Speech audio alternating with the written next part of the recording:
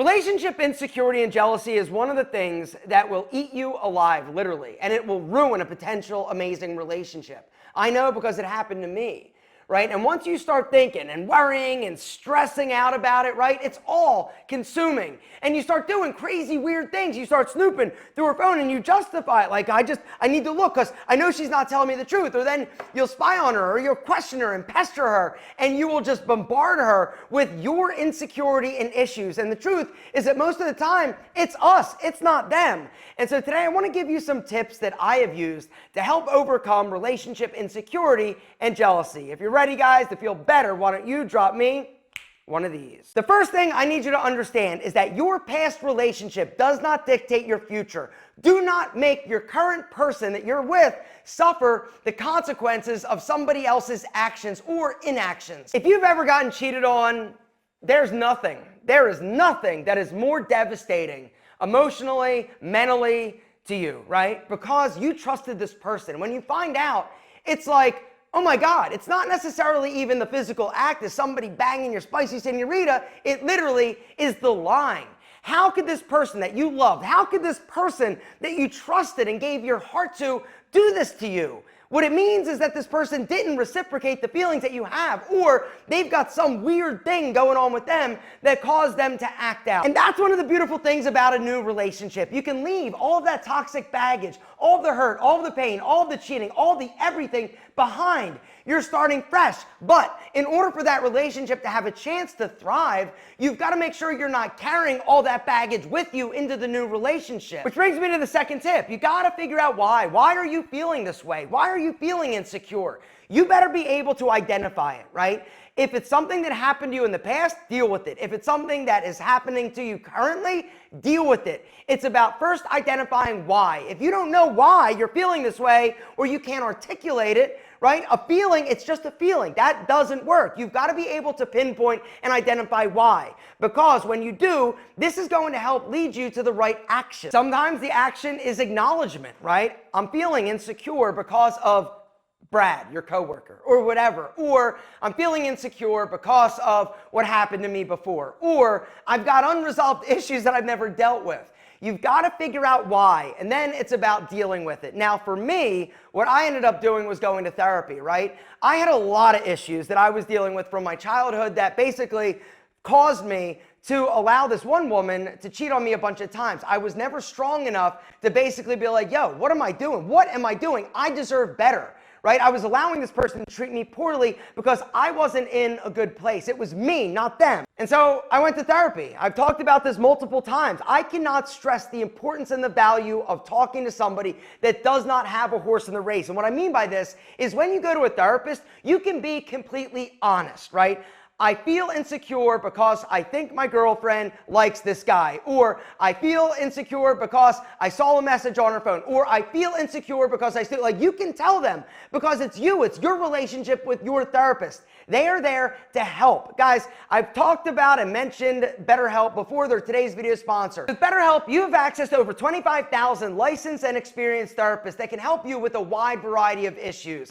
And that's the thing that I love so much about them. Guys, their only job is to help you. And you can be vulnerable, you can be honest. And that for me was something incredibly valuable. I didn't want to go to my mom and talk about my girlfriend or my issues with my mom, but a therapist allowed me to open up and explore things that I was sometimes a little bit too scared to actually think about because it was painful. Once I finally decided that I deserved and wanted to be happy and I went and saw a therapist, that's when everything in my life got better. Getting started with BetterHelp is super easy. All you do, guys, there's a special link down below this video. Go and answer a few questions. The questions are designed to help analyze you a little bit so that they can best connect you with a therapist that's going to be able to help. But the cool thing with therapy, it's not always just like perfect. Right? It's like a relationship. You got to date a few people sometimes to find that perfect person that you connect with. But with BetterHelp, they allow you to change therapists for free. And with BetterHelp, you can talk to your therapist any way that you feel comfortable, whether or not it's a video call, it's a phone call, it's text, or it's chat. And with BetterHelp, one of the things that I love is that you can send a message whenever you want, and then you can schedule live sessions whenever it's convenient for you, right? But sometimes, like, you're in the moment and you're like, yo, I got to send my therapist a message, and you do, and boom, they're going to get back to you super quick. With BetterHelp, BetterHelp, you get the same level of professionalism and quality as you do with in-person therapy, but you're getting a therapist that is custom picked for you. Plus, you get more scheduling flexibility and, ready? It's more affordable. And guys, right now, there's a special link down below this video. If you go to betterhelp.com/alpha-M, you're gonna get 10% off your first month of therapy. That's betterhelp.com/alpha-M. That's BETTERHELP.com/alpha-M for 10% off your first month of therapy. The third step in order to help you deal with your relationship insecurity is stop trying to read her mind, right? You can't do it, nobody can. If there's something that's troubling you, ask her. Hopefully, you guys have a healthy relationship and open communication and dialogue. Ask her, and if she tells you, believe her. Which brings me to the fourth tip, and that is stop pestering and bothering her to try to get a different answer. Because the truth is that a lot of us will do that, right? If she says, no, I love you, you're the one, you're amazing, I love you more than anything I could ever possibly love, we'd be like, all right, cool, for about 10 seconds. But then we get into our own head, and then we're like, are you sure? And you just keep asking and asking and asking. And what happens is you're beating her down, you're also ruining your relationship. Which brings me to the next tip. Stop confusing imagination with reality, right? So many times we get into the habit of imagining what's happening, or imagining what she's thinking, or imagining worst case scenarios, or what she's actually talking to Brad to at work, right? We imagine all of these things. We build it up so high, so big that it becomes our reality. And unfortunately, this is one of the things when you assume something, what do they say, right? You make an ass out of you and me. You're assuming something's happening that isn't. And when this happens,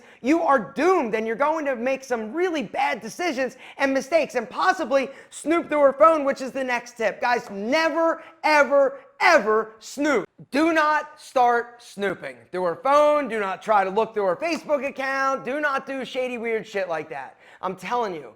I know that it's easier said than done, because when I was faced with this situation, right, my girlfriend had a journal. What did I do? I was weird, I was insecure, and I started looking. And guess what I found? I found out she was cheating on me. And then I took her back, like I've talked about before, because I wasn't in a good place. You know, be careful is what I'm saying. Be careful what you look for, because sometimes you're going to find it. But the other truth is that if you have a gut feeling that something is going wrong, and it's not just your imagination, right? If you have a gut feeling, you need to trust it. But know that your gut lies to you. When it comes to love, your gut will bullshit the hell out of you, right?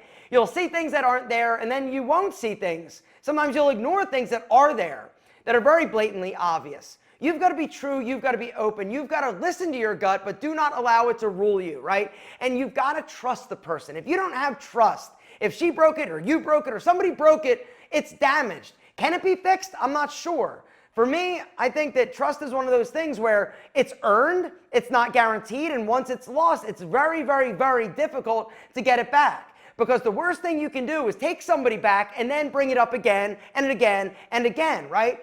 Do not allow that to happen to you either, right? If you did something wrong and she is choosing to forgive you and you truly are remorseful, do not allow her to use that in a fight. Do not allow her to bring it back up, because if she does, that just lets you know that she is harboring anger and resentment, and you'll never be able to overcome the damage that you've done. And at that point, it's time to move on. Even if you love somebody, sometimes love isn't enough to undo damage that was done. Which brings me to the next tip. A relationship, in order for it to grow, needs room to breathe. You also need to water it. And what I mean by this, it's like a flower, right? If you don't water a flower, guess what happens? It dies. If you smother it and put something over top of it, it'll never grow. It's never going to grow. It's never going to flourish. You need time to be by yourself. The person that you're with also needs time to be with their friends and to do things that they want to do. You do not need to mesh and meld into one unit, right? You don't need to share a Facebook account. You don't need to always be with this person. You need your outside influences in order for you to be a well-rounded person and for you to be interesting and develop as a confident, healthy, successful man, which brings me to the next tip to overcome your insecurity. Work on you being better. It's about you becoming the best version of yourself that you can. And when you do this, a few things are going to happen. You, are going to feel great about yourself. You're also going to feel more valuable. And you're also not going to worry as much about her leaving you, because you are a man that she will desire to be with, because you're awesome. And if she cheats on you, what are you going to do? Are you going to beg? Are you going to plead? Are you going to cry? No. You're going to be like, all right, peace. Thanks, but no thanks. I am going to choose to be better. I'm going to choose to find somebody that values me and that deserves me. Because if somebody cheats on you, I can promise you this: they do not deserve you. You didn't do anything wrong. There's no amount of love or compassion that you could give somebody that is going to prevent somebody from cheating if they are a cheater. Oftentimes, cheating is a manifestation of issues that they have never resolved, they have never dealt with. They are seeking validation, they are seeking attention. But you are amazing. Do not forget it. And if she leaves you, good riddance. Find somebody that's better, because you are the best.